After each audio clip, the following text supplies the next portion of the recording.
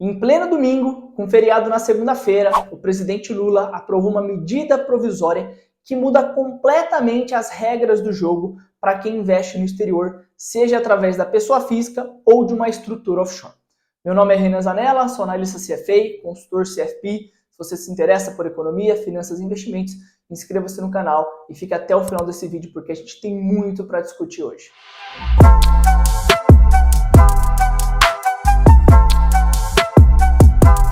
Primeiro ponto, é importante ficar claro que essa medida ela é muito recente. Então, o meu objetivo não é exaurir o tema, você pode ouvir opiniões diferentes. A interpretação que realmente importa para a gente vai ser a da Receita Federal.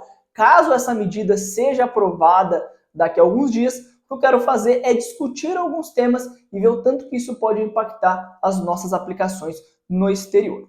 A medida provisória que trata do tema é a 1171, ou final 171, que descreve muito bem o que essa medida é. A medida provisória ela tem força de lei, mas ela vai começar a valer a partir do próximo ano, se o Congresso aprová-la dentro de 120 dias. Na verdade, são 60 dias, podendo prorrogar mais 60 dias. O Congresso pode simplesmente deixar o prazo passar, o Congresso pode simplesmente recusá-la, ou o Congresso pode fazer o que é mais provável, que é pegar essa medida e fazer algumas alterações. Existem muitos pontos importantes dessa MP para a gente discutir, mas eu quero focar em dois principalmente, um que tange a pessoa física e um que tange as estruturas offshore. Então, se a gente olhar o texto, ele diz que haverá duas faixas de cobrança, então dois tipos de alíquota de imposto de renda diferente. O primeiro é para aqueles que tiverem rendimentos anuais de R$6 mil até R$50 mil no ano investindo no exterior. Para esse grupo de pessoas, você vai ter uma alíquota de imposto de 15%. E o segundo é para aqueles investidores que tiverem um rendimento superior a R$50 mil no ano. Para esse grupo de investidores, a alíquota de imposto de renda vai ser de 22,5%. E a primeira pergunta que surge aqui é: será que essa medida provisória está considerando como rendimento os dividendos, ou seja, os proventos que você recebe dos ETFs, das ações que você tem, os cupons dos bonds que você recebe, ou também está considerando o ganho de capital? Se ela estiver considerando o ganho de capital, a gente vai ter uma mudança drástica.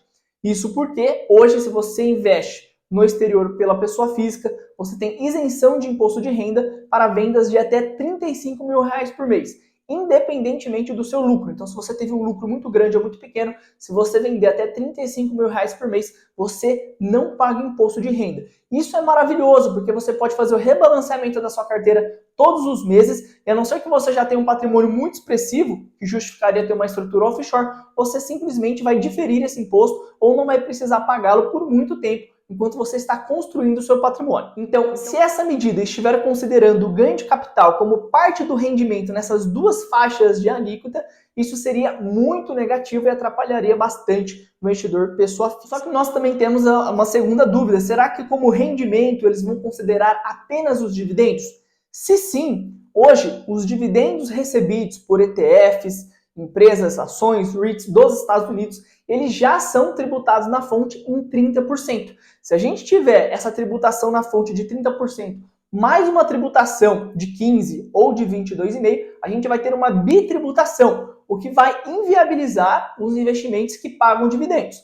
Se for esse o caso, existe uma solução. Eu vou até deixar no link da descrição um vídeo onde eu falo dos ETFs sediados na Irlanda. São ETFs de acumulação, então eles pegam os seus dividendos e reinvestem no próprio ETF. Dessa forma, eles não distribuem dividendos e você não precisa pagar imposto sobre dividendos. Existe uma outra linha de raciocínio que vai considerar a Instrução Normativa 208, elaborada em setembro de 2002, onde ela mostra que existe compensação do imposto que é pago no dividendo. Então, se já existe uma retenção na fonte de 30% sobre o dividendo do exterior, e aqui a gente está falando agora de uma faixa de 15% a 22,5%, então você simplesmente poderia compensar. Eu prefiro acreditar que é isso que vai acontecer, mas não tenho certeza, porque essa medida provisória ela tem um único fim, um único objetivo, que é conseguir tributar mais. Então, por mais que essa leitura e essa interpretação de compensação de dividendos, que é o que acontece hoje, faça sentido, eu não contaria com isso para poder analisar essa medida provisória. O segundo aspecto dessa MP, e talvez ainda mais importante, é que o texto ele trata sobre o imposto nos investimentos através de estruturas offshore. Então, você, pessoa física que tem uma empresa sediada num paraíso fiscal, uma empresa controlada, também vai entrar nessa MP, ou trust, que é uma estrutura offshore do direito anglo-saxão. A partir de agora, então, de acordo com essa MP, se ela passar, se ela for aprovada, se você tiver uma empresa offshore ou um trust offshore, você, pessoa física, será tributado no Brasil pelo seu lucro anual, independentemente da distribuição de lucros ou não. Então, vamos pensar no caso de uma empresa offshore. Hoje, você tem o benefício do diferimento, que também ocorre no trust.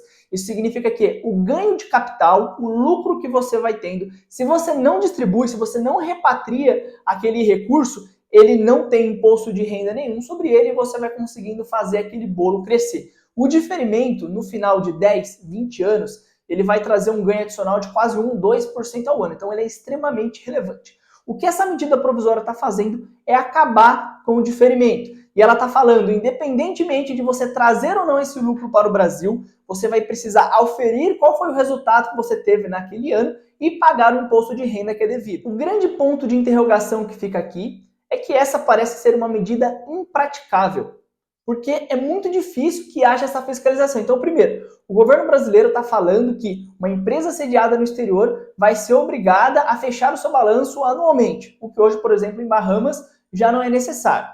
Esse é o primeiro ponto. O segundo, teoricamente não existe comunicação entre esses países e a Receita Federal Brasileira.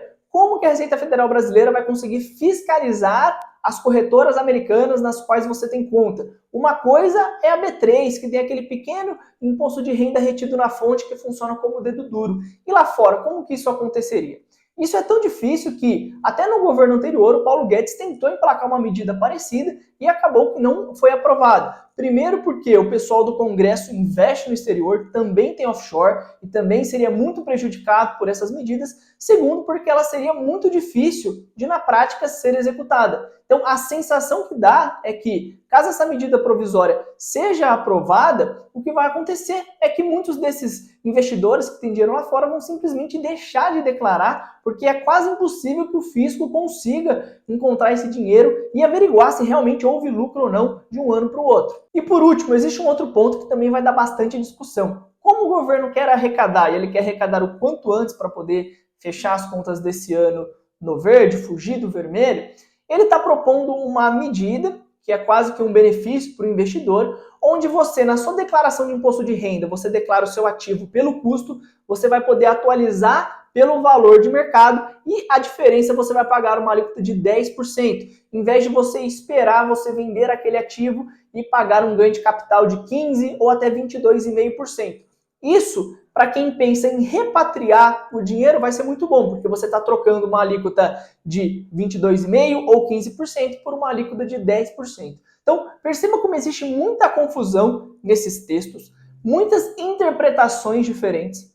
Eu, particularmente, acho improvável que esse texto, da forma como está escrito, seja aprovado integralmente no Congresso. O que deve acontecer é que ele seja alterado, que ele seja reduzido, então também não se preocupe com seus investimentos no exterior, não é hora de se preocupar. Mas, caso essa medida seja aprovada, o que ela vai estar mostrando é a falta de segurança jurídica que existe no Brasil.